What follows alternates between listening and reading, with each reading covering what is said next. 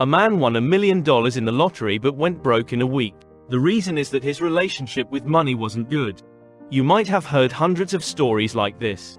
Some people have lost all their wealth, and some people have saved up millions working for minimum wage. The bottom line is your behavior with money is more important than your intelligence. What if I tell you you can improve your relationship with money just by behaving in a certain way? Yes, it is possible. No, it is not difficult. As Robert Kiyosaki says, financial freedom is available to those who learn about it and work for it. The Psychology of Money by Morgan Housel. The New York Times bestseller book, The Psychology of Money, is one of the most recommended books of the decade. Irrespective of your financial journey, you'll find this book useful. There are a few key takeaways from the book. 1. Luck and risk are the two sides of the same coin. You'll see both positive and negative results in your life. Sometimes, when the odds are in your favor, you call it luck, sometimes, they aren't. If things work out, they don't define your entire life because there is no guarantee that the same luck will always work in your favor. This assumption goes both ways. If the odds are not in your favor, that doesn't mean luck will never work in your favor. You just have to take risks. Though it is impossible to avoid risk completely, there are a few tips to help you mitigate the risk factor. Diversify your portfolio and invest in different sectors. Long-term investment will help you get through volatile times. Keep sufficient liquidity in your portfolio. Understand your risk tolerance. Monitor the performance of your stock regularly. Let's go back to the 90s to put this in perspective. Then, the internet was a fairly new concept. Some people hesitated to invest in companies based on the internet, and others took a risk. Some people made a profit and some suffered losses. Either way, you have to make a decision, but its impact doesn't last as long as you think. Risk is always a factor, and in fact, you should consider it while making your decisions. But, it shouldn't scare you so much that it'll halt your decision-making process. 2. Understand what works for you. There are millions of ways to make money. Some of them are trading, real estate, investing, etc. But, no solution fits all. For example, real estate may work for your friend but not for you, and in the same way, day trading may work for you but not for your friend. You might know one or two ways to make money, but the key is to stick with them. You'll be surprised if you see how people struggle to stick with a way until it starts to make money. So, pick a way and stick with it. Show up consistently. It may take decades, but financial freedom is worth the struggle. You have to try a bunch of things and pick the thing that works for you. 3. Cash is not the enemy. Are you young and earning more than you spend? Then waste no time and start investing. Invest the majority of your money and create a diverse portfolio of low-cost index funds. This is the best way to optimize your long-term investment returns. It sounds silly when you are advised to hold more than a few percentage points of your net worth in cash because the value of cash erodes with inflation, and on the other hand, it can be invested into assets like stocks. Investing in ways that maximize your returns is tempting, but your brain doesn't work like that. Humans aren't spreadsheets. Let's say you invest 95% of your money in stocks and have 5% in cash. If the market declines by 25%, you are more likely to panic sell during the crash because you have very less cash. You might miss out on far more returns than if you had held a larger percentage of your portfolio in cash. So, the story's moral is that cash isn't the enemy. Even if the models say that you maximize returns by being only 1-5% in cash, you might hold 10-20% in cash to protect yourself from your psychology when things go poorly. 4. Be okay with many things going wrong.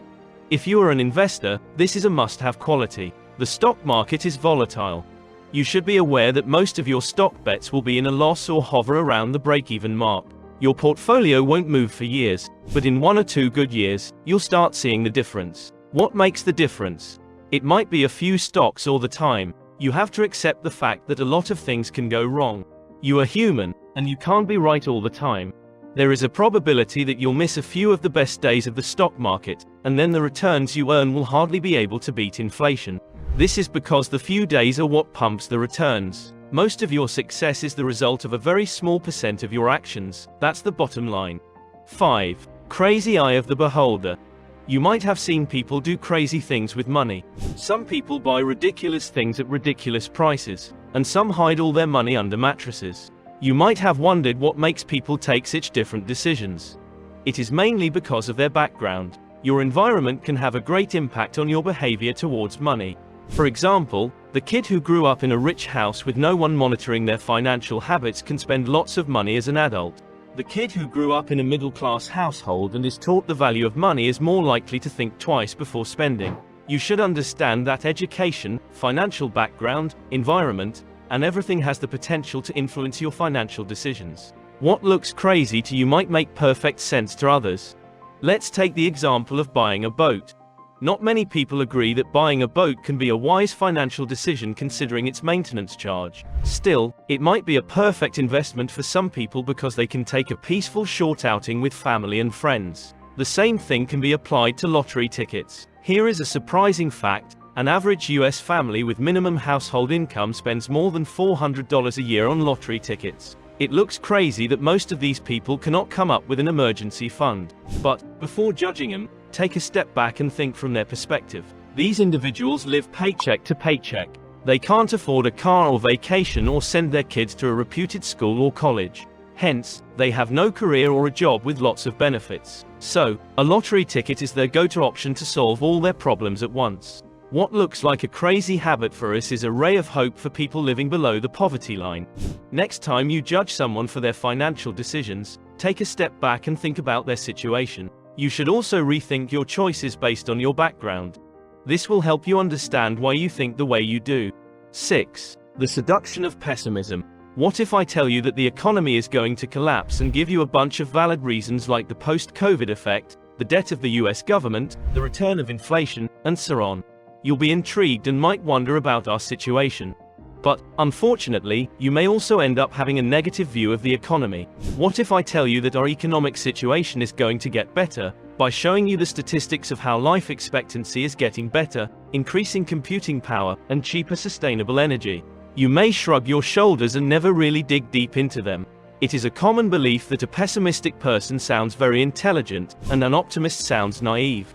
If you are wondering why, as per the author of Thinking Fast and Slow, when directly compared or weighted against each other, losses loom larger than gains. Organisms that treat threats as more urgent than opportunities have a better chance to survive and reproduce. We listen to pessimists more carefully, not just because of evolutionary reasons but also because progress is slow and setbacks are frequent. Progress rarely happens overnight, but setbacks often do.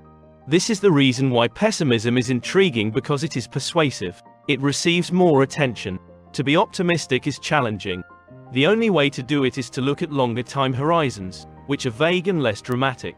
It is difficult but not impossible to change your behavior towards money. With genuine efforts, anything is possible.